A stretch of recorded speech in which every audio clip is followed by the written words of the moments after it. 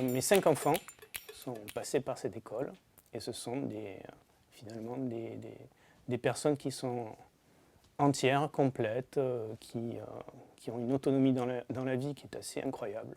J'ai un agriculteur, j'ai un métallier, un jardinier, j'ai une ostéopathe, j'ai une styliste, donc qui sont en formation tous ou qui ont fini pour certains leur formation. Ici, on a quand même, dans cette école, quand même un travail de recherche des enseignants qui est remarquable, qui donne beaucoup d'autonomie. Je reviens à cette autonomie, qui transmet l'autonomie aux enfants, qui les sortent un peu de leur zone de confort à travers des projets que j'ai trouvés. Moi, je suis issu de l'éducation nationale, j'en suis très fier, de l'école du Jules Ferry.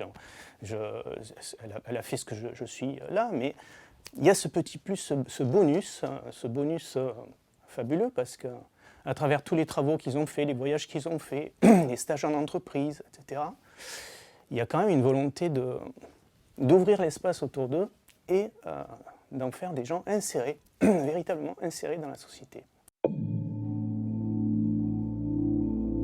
Sans être un neurologue spécialisé dans la neurocognition, etc., je pense que le fait de respecter le rythme de l'enfant, et vous savez, l'espérance de vie, c'est 80 ans. Donc si on apprend à l'enfant à lire et écrire à 7 ans au lieu de lui apprendre à 5 ou 6 ans, mais qu'est-ce que ça veut dire? Ce n'est pas grave du tout. Auparavant, on fait en sorte qu'il développe ses capacités d'interaction avec son environnement, ses capacités de jeu, d'apprentissage par le jeu, par les éléments, par l'art, par le groupe. Voilà ce qui m'intéresse dans la pédagogie Steiner, ce que j'ai découvert au fil du temps finalement.